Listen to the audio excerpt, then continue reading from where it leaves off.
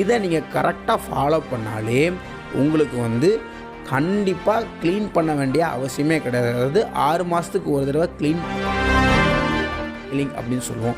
அதை நாங்கள் உடச்சி எடுக்கச்சில அது செதலாக உடஞ்சி வரும். மீனில் எப்படி செதல் பிஞ்சு வரும் பார்த்துருக்கீங்களா, அதே மாதிரி அதுவும் செதலாக உடஞ்சி வரும்.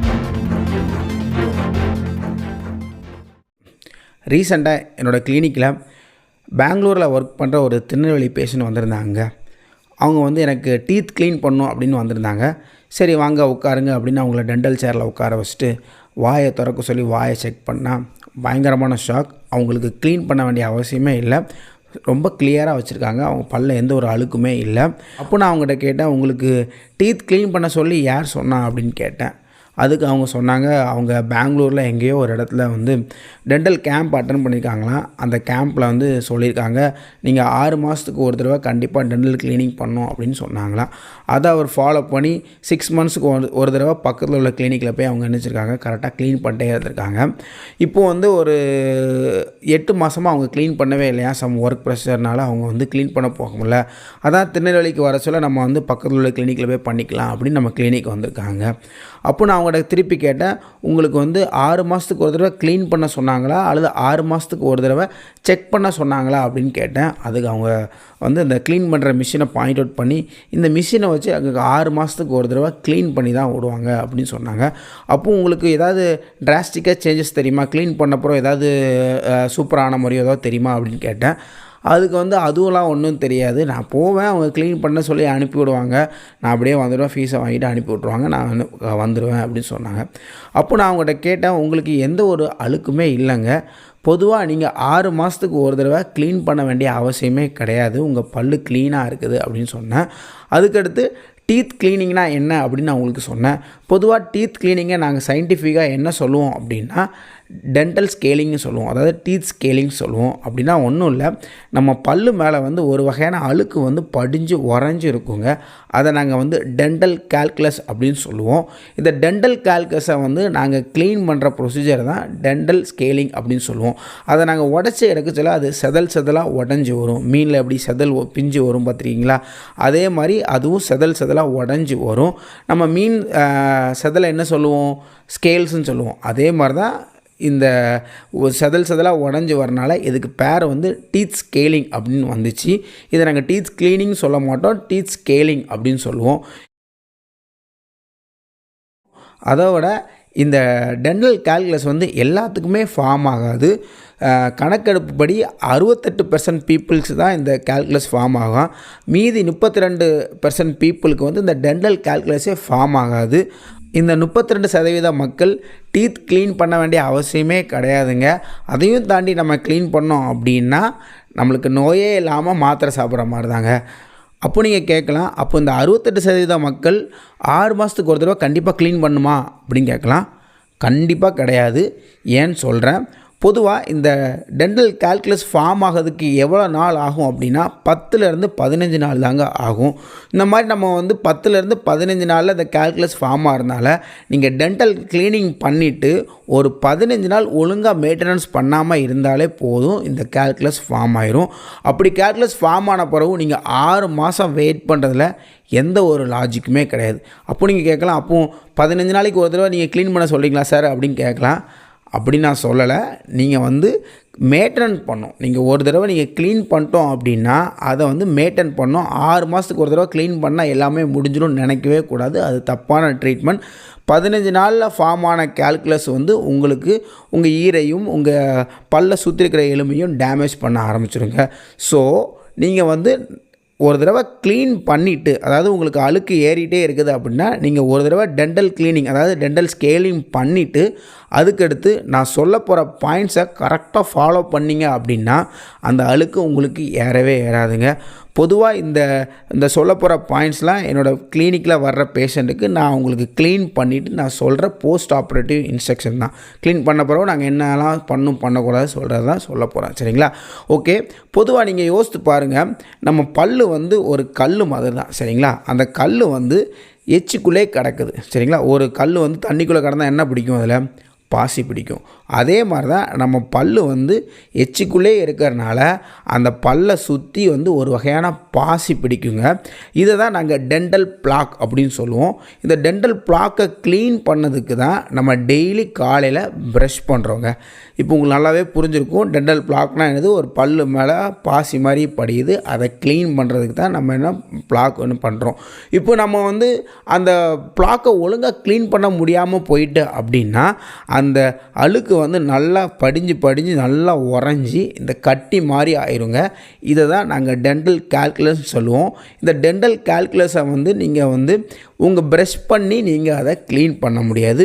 ஒன்ஸ் இது ஃபார்ம் ஆகிட்டு அப்படின்னா நீங்கள் கண்டிப்பாக ப்ரொஃபஷ்னலாக டென்டல் கிளினிக் வந்து தான் க்ளீன் பண்ணணும். இது 6 மாதத்துக்கு ஒரு தடவை ஃபார்ம் ஆகாது. இது ஃபார்ம் ஆகிறதுக்கு 15 நாள் நீங்கள் ஒழுங்காக ப்ரஷ் பண்ணாமல் இருந்தாலே ஃபார்ம் ஆகிடும். ஓகே, இது வந்து நீங்கள் ஒழுங்காக தான் நான் ப்ரஷ் பண்ணுறேன், அப்படியும் எனக்கு இந்த அழுக்கு ஃபார்ம் ஆகுது அப்படின்னா அதை ஸ்டாப் பண்ணதுக்கு ஒரு 3 முக்கியமான வேல்யூபிள்ஸ் பாயிண்ட்ஸ் சொல்ல போகிறேன். அதை வந்துட்டு நீங்கள் நோட் பண்ணி வச்சுக்கோங்க, சரிங்களா? ஓகே, ஃபஸ்ட்டு பாயிண்ட் என்ன அப்படின்னா ரஃப் எனாமல் சர்ஃபேஸ் அப்படின்னு சொல்கிறோம். அதாவது நம்ம பல்லோட மேல் பக்கம் தான் எனாமல்னு சொல்லுவோம். இந்த எனாமல் வந்து பாலிஷாக இல்லாமல் சொரன்னு இருந்துச்சு அப்படின்னா அதில் ஈஸியாக அழுக்கு படியுங்க.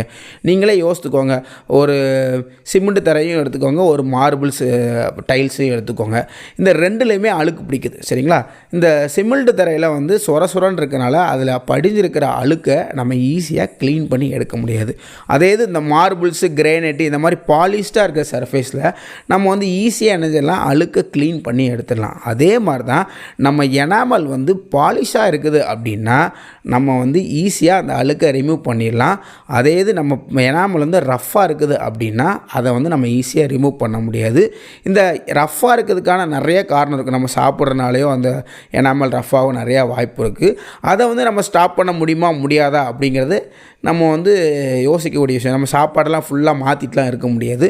அதனால நான் ஒரு சின்ன டிப்ஸ் சொல்கிறேன். நீங்கள் வாரத்துக்கு ஒரு தடவை டூத் பவுடரை வச்சு ப்ரஷ் பண்ணிங்க அப்படின்னா அந்த எனாமல் பாலிஷ் கொடுக்கும். நம்ம மார்பிள்ஸ்லாம் என்ன செய்வோம், ஒரு பொடி மாதிரி போட்டு என்ன செய்வோம்னா பாலிஷ் பண்ணுவோம். அதே மாதிரி தான் நம்ம பல்லையும் நம்மளுக்கு வந்து ஒரு டூத் பவுடரை வச்சு நீங்கள் கரெக்டாக எல்லா இடத்துலையும் ப்ரஷ் பண்ணிங்க அப்படின்னா அந்த எனாமல் பாலிஷாக நிறைய வாய்ப்பு இருக்குது. சும்மா பவுட்ரு மாதிரி இருக்கிற டூத் பவுடர் யூஸ் பண்ணக்கூடாது, நல்லா சொரன்னு இருக்கணும், சரிங்களா? அந்த மாதிரி சொரன்னு இருந்துச்சு அப்படின்னா நீங்கள் ப்ரஷ் பண்ண சொல்ல உங்களுக்கு அந்த பல்லை வந்து ஒரு வகையான பாலிஷ்னஸ் கொடுக்கும், சரிங்களா? அந்த மாதிரி பாலிஷ் கொடுத்துச்சு அப்படின்னா அதில் அழுக்கு ஏறதை நம்ம ஈஸியாக க்ளீன் பண்ணிடலாம். ஆனால் இதை நீங்கள் வாரத்துக்கு ஒரு தடவை தான் பண்ணணும். டெய்லி பண்ணிங்க அப்படின்னா அந்த எனாமல் ரொம்ப தேய்மானம் ஆகி அந்த தேய்மானத்தினால வர்ற பிரச்சனை வர ஆரம்பிச்சிருங்க. ஸோ வி ரெக்கமெண்ட் வாரத்துக்கு ஒரு தடவை நீங்கள் பல்பொடி வச்சு ப்ரஷ் பண்ணாலே போதும், அது பாலிஷாக இருக்கும், சரிங்களா? ரெண்டாவது விஷயம் என்ன அப்படின்னா திக் சலைவா அப்படின்னு சொல்லுவோம். திக் சலைவானா என்ன அப்படின்னா நம்ம எச்சி இருக்குது பார்த்தீங்களா, நம்ம எச்சி வந்து ரொம்ப திக்காக இருந்தால் கூட நம்மளுக்கு இந்த அழுக்கு பிடிக்கும், சரிங்களா? நீங்களே யோசித்து பாருங்கள், நம்ம ஒரு ஓடுற தண்ணியில் ஒரு கல் எடுக்கிங்க, அதாவது ஆறு ஓடிட்டுருக்கு, அதில் வந்து ஒரு கல் எடுத்தீங்க பார்த்தீங்கன்னா அது நல்லா பாலிஷாக இருக்கும்.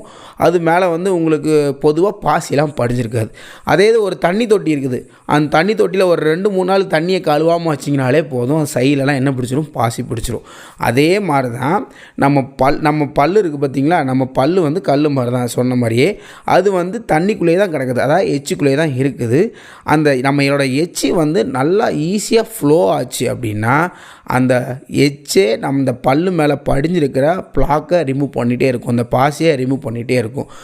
இன்கேஸ் நம்மளோட எச்சி வந்து ரொம்ப திக்காக ஒரு அடர்த்தி கூட இருக்குது அப்படின்னா அதால் ஃப்ரீயாக ஃப்ளோ ஆக முடியாது, ஆயில் மாதிரி இருக்குது அப்படின்னா அதால் ஈஸியாக ஃப்ளோ ஆக முடியாது. அப்படி ஈஸியாக ஃப்ளோ ஆக முடியாததுனால அந்த பல்லு மேலே படிகிற பாசியை அதால் ஒழுங்காக க்ளீன் பண்ண முடியாதுங்க. அதோட ரெண்டாவது விஷயம் என்ன அப்படின்னா அந்த தண்ணி அடர்த்தியாக இருக்கனால நம்ம தூங்க சொல்ல அல்லது ரெஸ்ட்டில் இருக்க சொல்லலாம் என்ன ஆகும் அப்படின்னா அது வந்து கீழே தாடையில் போய் என்ன செய்யணும், படிஞ்சு உட்காந்துருக்குங்க. அதாவது ஒரு இடத்துல தேங்கி இருந்த மாதிரி வாய்க்குள்ளே அங்கங்கே தேங்கி இருக்க அதிக வாய்ப்பு இருக்குது. இப்படி தேங்கி இருக்கிறனாலையும் அந்த பல்லு மேலே ஈஸியாக பாசி பிடிக்கும். இதுக்கு நிறைய காரணங்கள் இருக்குது. ஆனால் நம்ம ஈஸியாக புரிஞ்சுக்கணும் அப்படின்னா அது வந்து தேங்கி இருக்கிற தண்ணியில் ஒரு கல் இருந்தால் பாசி பிடிக்கும், அதே கான்செப்ட் தான். ஸோ நம்ம என்ன பண்ணோம் அப்படின்னா நம்மளோட எச்சி வந்து நல்லா தண்ணியாக இருக்கிற மாதிரி பார்த்துக்கணுங்க. அதுக்கு ஒன்றும் பண்ண வேண்டாம், நல்லா தண்ணி குடிக்கணும். சரிங்களா? அந்த தண்ணி குடிக்கிற விஷயத்தை நம்ம மக்கள் நிறைய பேர் மறந்துடுறாங்க. சொத்தப்புல் வராமல் இருக்கிறதுக்கு தண்ணி குடிக்கணும், நம்மளோட நோய் சக்தி கூடினாலும் தண்ணி குடிக்கணும். ஸோ நம்ம வந்து நல்லா தண்ணி குடித்தோம் அப்படின்னா நம்மளுக்கு சுரக்கிற எச்சும் நிறைய தண்ணியாக சுரக்கும், நிறையா எச்சும் சுரக்கும். அப்போது இந்த டென்டல் பிளாக் ஃபார்ம் ஆகிறத நல்லா ஸ்டாப் பண்ண முடியும். ரெண்டாவது, நல்லா வாயை கொப்பளிக்கணும். இப்படி நல்லா வாயை கொப்பளிக்க சொல்லியும் உங்களுக்கு அந்த எச்சு வந்து திக்கான எச்செலாம் வெளியே வந்துடும். புதுசாக எச்சி சுரக்கும். அப்படி சுரக்க சொல்ல அது நல்லா தண்ணியாக இருக்கும். அதே நம்ம எச்சி வாயில் ஊறிட்டே இருந்துச்சு அப்படின்னா நல்லாயிருக்கும். அதே இது ஊறாமல் பழைய எச்சே உள்ளே இருக்குது அப்படின்னா அது வந்து ஜெல்லியாக இருக்கும். ஸோ நம்ம என்ன பண்ணோம் அப்படின்னா அடிக்கடி வாயை கொப்பளிக்கணும், நல்லா தண்ணி குடிக்கணும். சரிங்களா? அந்த 2 பாயிண்ட் உங்களுக்கு புரிஞ்சிருக்குன்னு நினைக்கிறேன். 3வது பாயிண்ட் ரொம்ப சிம்பிள் தான். என்னென்னா இம்ப்ராப்பர் டூத் ப்ரஷிங். அதாவது நம்ம பல்லு விளக்குவோம், நம்ம 2 தடவை விளக்குவோம், 4 தடவை விளக்குவோம், 5 தடவை விளக்குவோம், ஆனால் ஒழுங்காக விளக்க மாட்டோம். சரிங்களா? பொதுவாக நம்ம இந்த ப்ரஷ் பண்ணுறது எதுக்கு அப்படின்னா இந்த டென்டல் பிளாக்கை க்ளீன் பண்ணது தான். டெய்லி மார்னிங் எழுந்துச்சி ப்ரஷ் பண்ணுறோம். கண்டிப்பாக மார்னிங்கும் ஈவினிங்கும் ப்ரஷ் பண்ணணுன்னு அவசியமே கிடையாது. ஒரு நேரம் கரெக்டாக ப்ராப்பராக ப்ரஷ் பண்ணாலே போதும். ப்ராப்பர் மீன்ஸ் என்ன அப்படின்னா நம்மளோட ப்ரஷ்ஷு வந்து நம்ம பல்லோட எல்லா சர்ஃபேஸ்லேயும் பட்டு அதில் க்ளீன் பண்ணணும். சரிங்களா? நம்ம ப்ரஷ் பண்ண சொல்ல நிறைய சர்ஃபேஸை விட்டுருவோம். உள் பக்கத்தில் வச்செல்லாம் ப்ரஷ் பண்ண மாட்டோம், சைடு பக்கத்தில் ப்ரஷ் பண்ண மாட்டோம். அப்படி ஒரே மாதிரி வந்து உள் பக்கம் ப்ரஷ் பண்ணாமல் விட்டோம் அப்படின்னா 15 நாளில் உள் பக்கம் அந்த கால்குலஸ் ஃபார்ம் ஆயிரும்.